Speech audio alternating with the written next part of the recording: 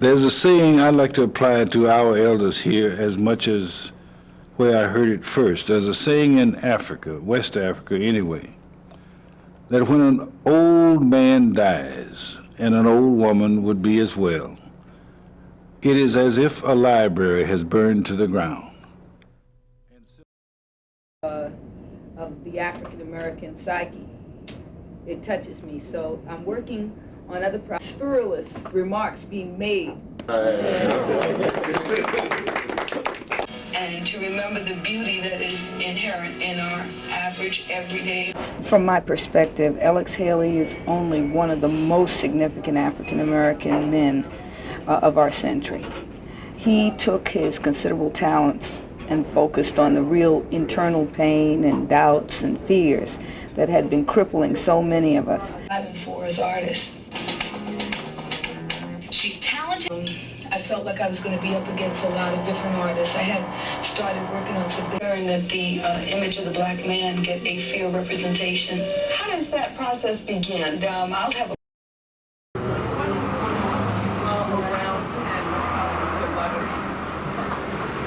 I mean, he just helped me to understand just the monumental type character and strength it took to endure something that looked so hopeless. No, let's put up some images of people that did it right.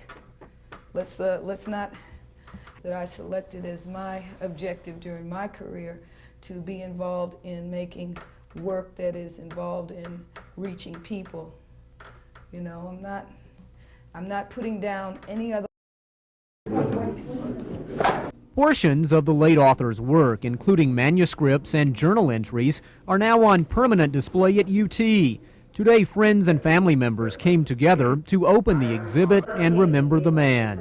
But it's not just his work that was universal in scope. So was Alex himself. Also there, Robert Merriweather, one of two private researchers who now say they've made a startling discovery.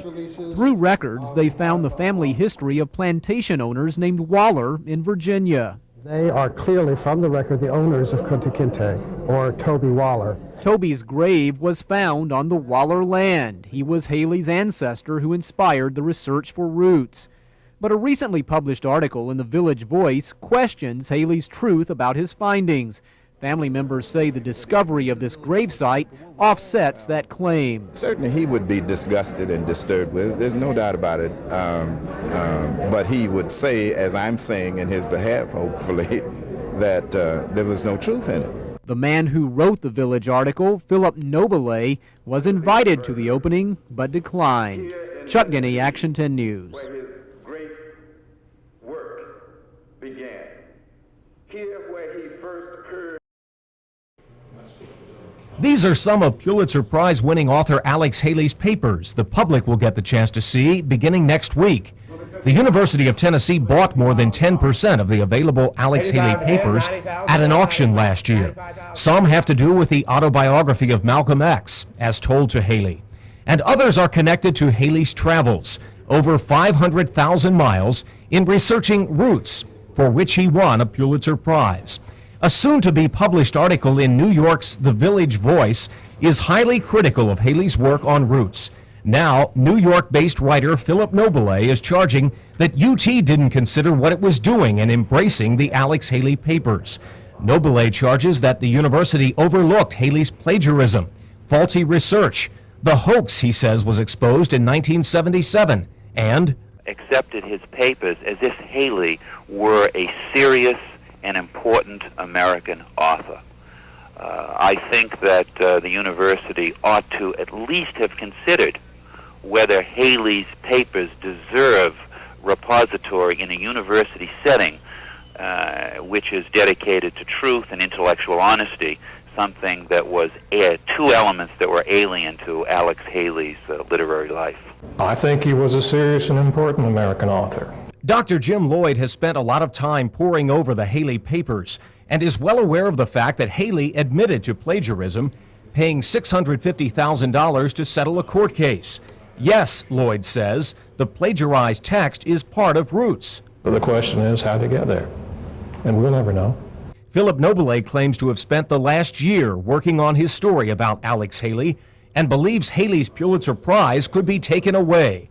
At UT, where Dr. Lloyd says we don't make value judgments, a big turnout is expected over the next 4 months as Haley's papers are displayed.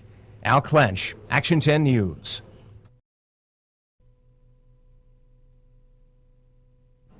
He would go and go and go. I mean, he would really push himself, so I have really not read anything quite like it. I thought the pact on the housing project. How did it affect? Sorry, in a sense, well, not. We are trying to get people to speak about him, his friends, his family, some business relationships, some political allies, and just to try to piece together the whole man.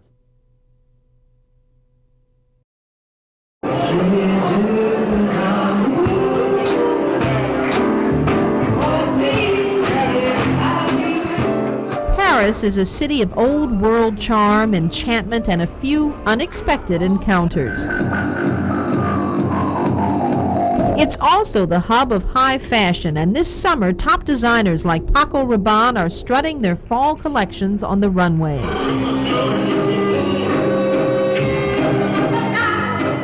La beauté des femmes. And you learn from history, you learn love, and you also learn beauty.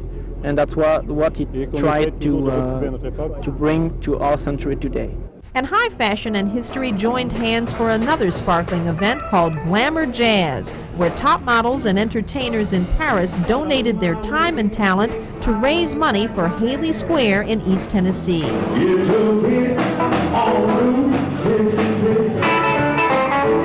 American entertainer and model Tommy Garrett has been putting on Glamour Jazz for 6 years because he says it gives models a chance to do what they can't do on the runway. You walk, you don't talk. You don't talk. And so what happens is you go out and people applaud you and you want to say thank you or how are you, but you can't say anything. So it makes it very interesting when the models have a chance all of a sudden to come on stage, even if they sing well or not. They're just interested to get to the end of the song just to speak back and say thank you.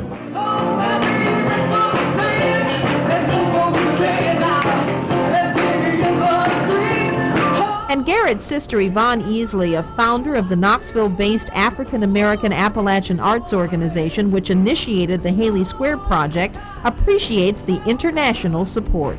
I never thought in a million years we would be in Paris doing what we're doing. It's because people love Mr. Haley. They love what he represents. La raison c'est dans deux mots. Alex Haley.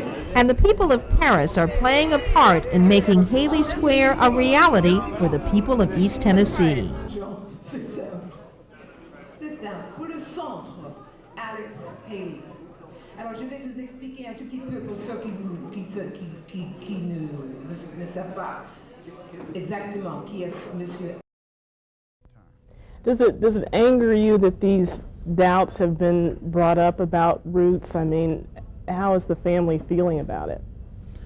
Well, it angers me that there were in this article various lies. Alex Haley's son William and his brother Julius are talking about this article, which appeared in the Village Voice newspaper earlier this year. The article gives example after example disputing the authenticity of Roots and makes note that Haley did once settle a plagiarism case out of court. Author Philip Noble has blasted the University of Tennessee for allowing Roots papers into its special collection. From New York, Noble told us today that he sympathizes with Haley's family, but, quote, Haley was a literary crook who stole the main elements of Roots. He says, quote, unfortunately, the truth is too painful for his immediate survivors, and I still wait for a correction on a single fact. The family says it's not Roots that's a lie, it's the article's author. Who is to say that all of these things that are implied or insinuated are true?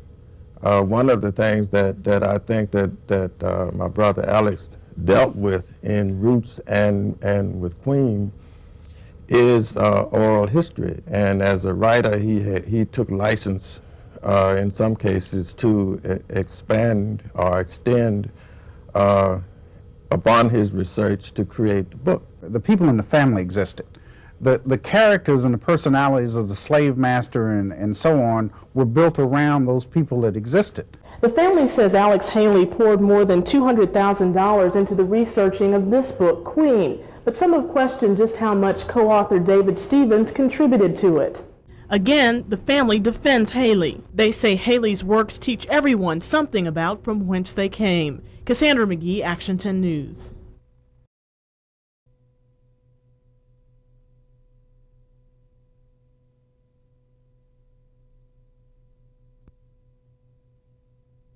Who is to say that all of these things that are implied or insinuated are true?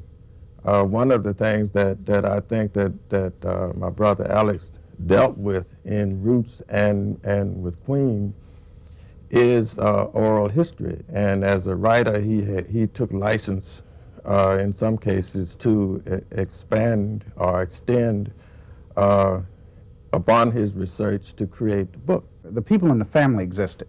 The characters and the personalities of the slave master and so on were built around those people that existed.